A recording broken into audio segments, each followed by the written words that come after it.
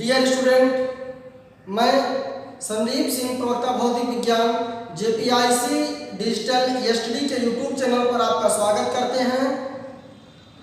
प्रिय विद्यार्थियों, हम आशा करते हैं कि इस लॉकडाउन की स्थिति में आप लोग घर के अंदर स्वस्थ, सुरक्षित और ऑनलाइन माध्यम से पढ़ाई कर रहे होंगे। बच्चों, आज हम लोग प्रकाश का परावर्तन तथा अपवर्तन नामक पाठ में प्रकाश का अपवर्तन, रिफ्रैक्शन ऑफ लाइट का अध्ययन करेंगे। बेटे, कई बार बता चुके हैं प्रकाश का परावर्तन तथा अपवर्तन। रिफ्लेक्शन मतलब परावर्तन और रिफ्रैक्शन मतलब अपवर्तन। रिफ्रैक्शन मतलब अपवर्तन। बेटे, परावर्तन क्या है? जब प्रकाश की किरण किसी सतह पर गिरती है और गिरने के पश्चात अपने ही माध्यम में वापस लौट आती है, तो इसी प्रक्रिया को प्रकाश का परावर्तन कहते हैं।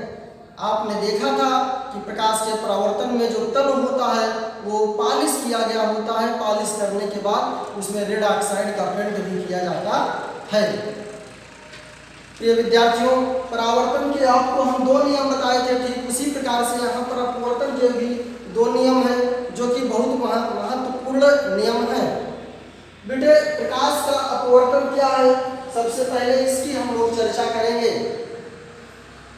बेटे, वहां पर प्रकाश की जो किरण होती थी परावर्तन में, टकराने के बाद वापस आ जाती थी अपने ही माध्यम में। किरण टकराई और टकराने के बाद अपने ही माध्यम में वापस आ गई। लेकिन यहाँ पर उसका जस्ट उल्टा होता है। प्रकाश का अपवर्तन में प्रकाश किसी तल पर गिरता है तो तल पर गिरने के बाद अपने माध्यम को पार करके दूसरे माध्यम में चला जाता है। और जब वह दूसरे माध्यम में जाता है तो प्रकाश की किरण विचलित हो जाती है।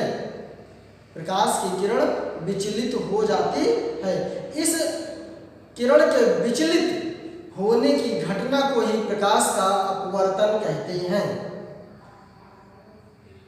देखिए बेटे, प्रकाश की किरण अपने माध्यम से दूसरे माध्यम में गई,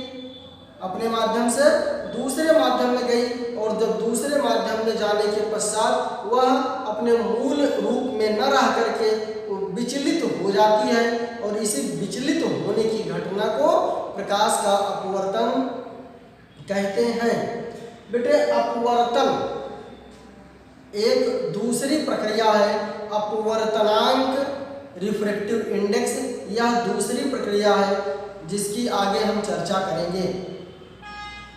बेटे, इसके उदाहरण को हम देखने का प्रयास करेंगे। जैसे एक बाल्टी पानी है, उस बाल्टी में यदि आप 1 रुपए का सिक्का डाल दीजिए तो वह अपनी आकार से थोड़ा सा बड़ा दिखाई देता है। ऐसा क्यों होता है? ऐसा इसलिए होता है बेटे कि जो जल हो गया, जल दूसरा माध्यम है, और जब हम वायु से देखते हैं तो वायु से देखने के बाद जो प्रकाश की किरण होती है वो विचलित हो जाती है। विचलित हो जाने के कारण वह सिक्का हमको अपनी वास्तविक आकार से बड़ा दिखाई देता है। प्रिय विद्यार्थियों, यदि किसी कांच के बर्तन में, किसी कांच के जग में, किसी कांच के गिलास में यदि हम कोई नींबू डाल दें, क्या डाल दें बेटे? नींबू डाल दें, तो उसको जब हम देखते हैं तो वह अपनी आकार से बड़ा दिखाई देता है। यही कारण होता है, क्योंकि बेटे अपवर्तन में क्या होता है, जब वायु हो गई, वो जल हो गया, जब एक माध्यम से दूसरे माध्यम में प्रकाश की किरण जाती है तो वह अपने मूल मार्ग से विचलित हो जाती है। इसी विचलित होने की घटना को ही हम प्रकाश का अपवर्तन कहते हैं, और जिसके कारण अपवर्तन के ही कारण वो वस्तु बड़ी दिखाई देती है। तो कह सकते हैं बेटे, प्रकाश जब प्रकाश एक माध्यम से दूसरे माध्यम में प्रवेश करता है तो वह अपने मार्ग से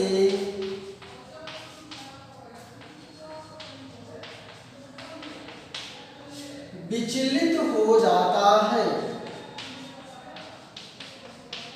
डाइवर्ट हो जाता है। इस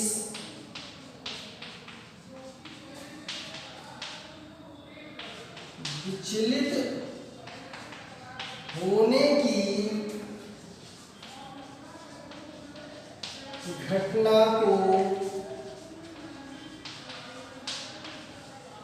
प्रकाश का अपवर्तन कहते हैं। बेटे इसी विचलित हो जाने की इस घटना को हम क्या कहते हैं? प्रकाश का अपवर्तन कहते हैं। अब इसको हम चित्र के माध्यम से समझेंगे। बेटे एक बात यहाँ पर यह समझना बहुत ही आवश्यक है, जब प्रकाश विचलित हो जाता है, विचलित हो जाएगा तो वह अभिलंब की ओर झुकेगा कि अभिलंब से दूर हटेगा, अभिलंब की दूर हटेगा कि अभिलंब की ओर झुकेगा। देखिए बेटे इसको जानने से पहले आपको दो शब्द बताएंगे। एक सघन, इसे डेंसर कहते हैं, और दूसरा विरल, इसे रेयर कहते हैं। बेटे सघन और विरल की कोई निश्चित रूप से कोई परिभाषा नहीं है, लेकिन इसको हम लोग इस प्रकार से कह सकते हैं कि सघन वह माध्यम है जिसमें प्रकाश की चाल धीमी हो जाए, विरल वह माध्यम है जिसमें प्रकाश की चाल तीव्र गति से चले। और इसको हम एक दूसरे की तुलना करते हैं। जैसे हमारे पास दो, एक जल है और दूसरा गंदा जल है, तो जल विरल माध्यम हो गया और गंदा जल सघन माध्यम हो गया। हमारे पास वायु है और जल है, दोनों अलग अलग माध्यम है, तो वायु विरल माध्यम हो गया क्योंकि प्रकाश बहुत तेजी के साथ जाएगी, जबकि सघन माध्यम में प्रकाश इस प्रकार से धीरे धीरे जाएगी, उसकी स्पीड इसमें कम हो जाएगी। तो बेटे इस प्रकार से विरल और सघन दो प्रकार के प्रकाशिक माध्यम होते हैं। इसके लिए आपको दो शब्द याद रखना, एक शब्द याद रखना पड़ेगा, बस एक शब्द याद रखिए, ड्रा। ड्रा का मतलब denser to rare, denser to rare away from normal, denser to rare away from normal. इसका मतलब सघन से विरल माध्यम की ओर जब हम जाते हैं तो अभिलंब से दूर हट जाते हैं। इसका मतलब देखिए बेटे, जब हम सघन से विरल माध्यम की ओर जाते हैं तो अभिलंब से दूर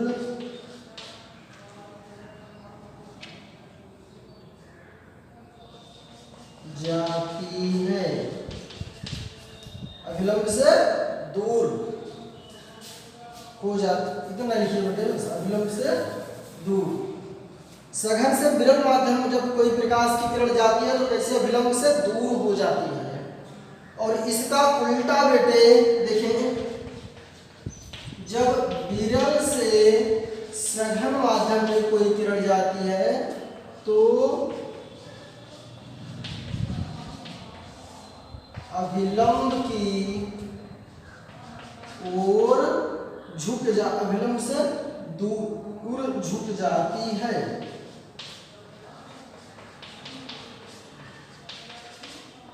और देखें अभिलंब की ओर झुक जाती है। देखें बेटे ये देखें कोई माध्यम है, ये सघन माध्यम है और ये विरल माध्यम है। मान लीजिए कि ये जल है, ये वायु है। अब कोई प्रकाश की किरण यदि किसी तल पर गिरती है तो आपको इससे पहले बताया जा चुका है, कोई भी प्रकाश की किरण किसी भी तल पर गिरती है तो उसे हम क्या कहते हैं, आपतित किरण, इंसिडेंट रे, इंसिडेंट रे। ठीक बेटे, जिस बिंदु पर गिरती है उस बिंदु को क्या कहते हैं, उसे आपतन बिंदु कहते हैं। क्या कहते हैं, आपतन बिंदु। Point of incidence, point of incidence. बेटे आपतन बिंदु पर हम क्या बनाते हैं, क्या खींचते हैं, एक अभिलंब खींचते हैं। क्या खींचते हैं, अभिलंब। इसे क्या कहते हैं, अभिलंब कहते हैं। बेटे अभिलंब दो प्रकार से हो सकता है। यदि तल प्लेन रहेगा तो उसके 90 डिग्री पर रहेगा, और यदि प्लेन नहीं है, गोलीय है, दर्पण है, लेंस है, गोलीय है, यदि गोलीय है तो वहां पर उसके वक्रता केंद्र से होकर के जाता है। ओके बेटे, यदि समतल है तो 90 डिग्री पर होके जाएगा, यदि गोलीय है तो उसके सदैव वक्रता केंद्र से होकर के जाता है। अब देखिए बेटे किरण कहाँ जा रही है, सघन से विरल माध्यम में जा रही है। सघन से विरल माध्यम में अभिलंब से दूर झुक जाती है। आप ये देखें बेटे, ये देखें अभिलंब से कैसे झुक गई, दूर झुक गई। कैसे झुक गई, दूर झुक गई। एक कोण आई होता है और ये कोण आर होता है। आई को आप जानते हैं, इसे क्या कहते हैं, आपतन कोण, एंगल ऑफ इंसिडेंस। और इसे क्या कहेंगे बेटे, अपवर्तन कोण, angle of reflection, angle of reflection. Okay बेटे, समझ में आया। अब हम लोग प्रकाश के अपवर्तन का नियम देखेंगे। प्रकाश के अपवर्तन का मुख्य रूप से दो नियम है।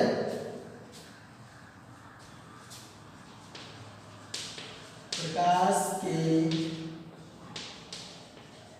अपवर्तन का मुख्य रूप से दो नियम है। कितने नियम है बेटे, दो नियम। पहला नियम आप देखेंगे, जो परावर्तन का पहला नियम था बिल्कुल ठीक उसी प्रकार से पहला नियम होता है। आप यहां पर देखें, आपतित किरण अपवर्तित किरण, आपतित किरण और यहाँ और रहेगा, आपतित किरण और अपवर्तित किरण तथा आपतन बिंदु बराबर खींचा गया अभिलंब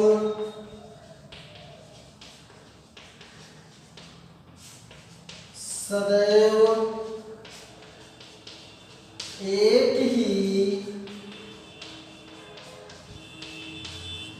तल में होता है।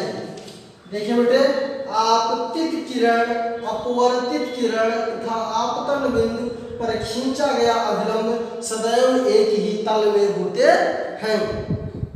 बेटे परावर्तन का नियम आप याद करिए, आपतित किरण, परावर्तित किरण और आपतन बिंदु पर खींचा गया अभिलंब सदैव एक ही तल में होते हैं। जहां अपवर्तित किरण है वहां पर क्या हो जाता था, परावर्तित किरण। बेटे नियम नंबर 2 काफी महत्वपूर्ण है, इसे स्नेल का नियम भी कहते हैं। स्नेल्स लॉ, अपवर्तन के दूसरे नियम को स्नेल का नियम भी कहते हैं। बेटे देखें, स्नेल का नियम क्या कहता है, आपतन कोण की ज्या, आपतन कोण की ज्या और अपवर्तन कोण की ज्या, ज्या मतलब साइन, ज्या मतलब साइन, और ज्या मतलब कास, आपतन कोण की ज्या और अपवर्तन कोण की ज्या परस्पर समानुपाती होती है।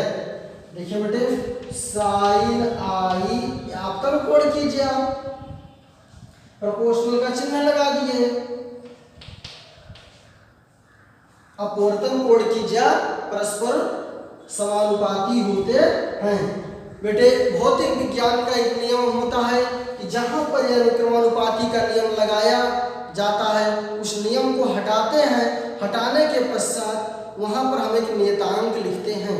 वह नियतांक 2 बातों पर निर्भर करता है, पहला मैटर उस वैज्ञानिक के द्वारा दिया गया हो और दूसरा मैटर कि उसको आप अपने मन से लिख सकते हैं। साइन आई बराबर n साइन आर। यहाँ पर बेटे n समानुपातिक नियतांक है और इसको हम इस प्रकार से भी लिख सकते हैं, n बराबर साइन आई बटे साइन आर। कई बार बोर्ड परीक्षा में डायरेक्ट पूछा गया है। बेटे n को हम अपवर्तनांक कहते हैं, n को क्या कहते हैं, अपवर्तनांक। अपवर्तनांक की विशेष चर्चा हम नेक्स्ट लेक्चर में करेंगे। अपवर्तनांक, रिफ्रैक्टिव इंडेक्स, यह 2 प्रकार का होता है। रिफ्रैक्टिव इंडेक्स या अपवर्तनांक 2 प्रकार का होता है, एक सापेक्ष अपवर्तनांक होता है, एक निरपेक्ष अपवर्तनांक होता है। तो आप लोग इसी प्रकार से ऑनलाइन माध्यम से पढ़ाई करते रहिए, खुश रहिए, व्यस्त रहिए, मस्त रहिए। धन्यवाद।